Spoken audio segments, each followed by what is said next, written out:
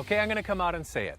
In my opinion, the Audi A5 and S5 are two of the best looking cars on the road. Have a look for yourself.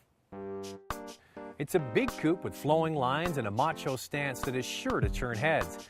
Audi was kind of caught off guard with the success of these cars because buyers had to wait for months and in some cases over a year to get one when it was first introduced.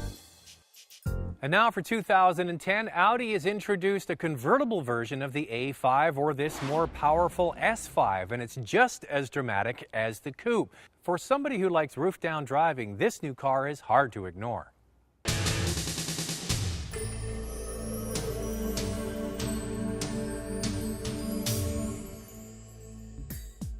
What you'll notice right away that this is a traditional ragtop, not one of those trendy retractable hardtops.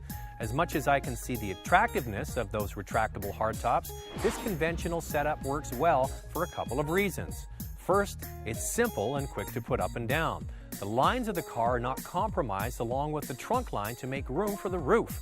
Speaking of room, the trunk remains usable when the roof is down.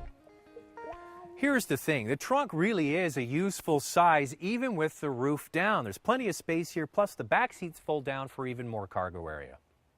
Now compared to the G37 convertible, this trunk is huge. The inside of this car is everything I've come to expect from Audi. I especially like the interface. I should point out again that it's very easy to use. It's called MMI or Multimedia Interface. It's got a center button here with everything around it. It's very easy to use once you learn it. The other thing is the panels and the materials on the inside of this car are first rate. The back seat isn't that big, maybe useful for kids in a short trip, but isn't quite as big as, say, the 335 from BMW. There are some marked differences compared to the S5 Coupe that we drove last season.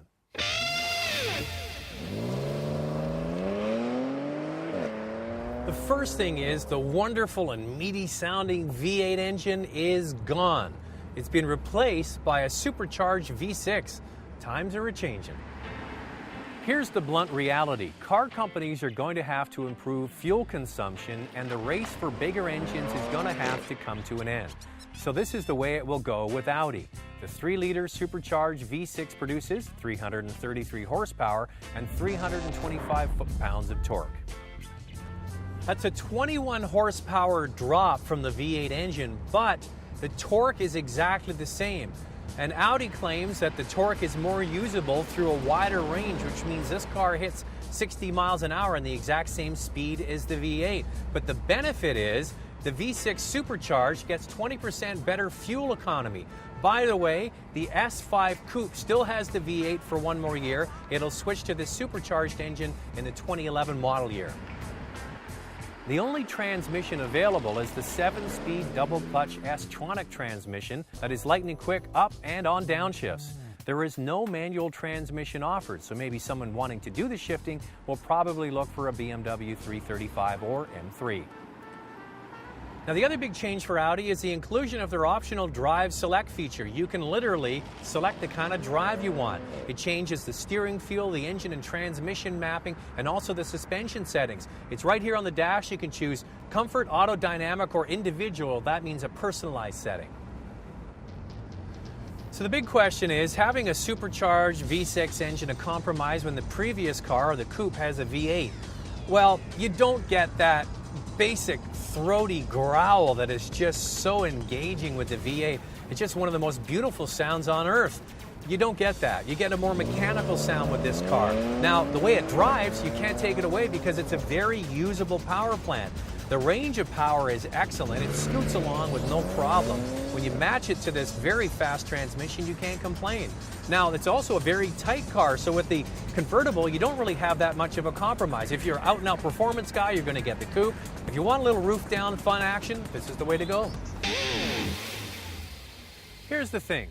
You want an Audi S5 convertible. $68,300 is the starting price. Oh wait, but you have to have the premium package to get the nice big wheels. That's $72,000. Got to get that Drive Select, as I mentioned. That's $4,000 more. Add in navigation and a few other goodies. This car is over $80,000. So I guess if you want a stylish and powerful traditional convertible, it's going to cost you. Want more? Go to drivingtelevision.com and discover the advantages of hardtops versus soft tops.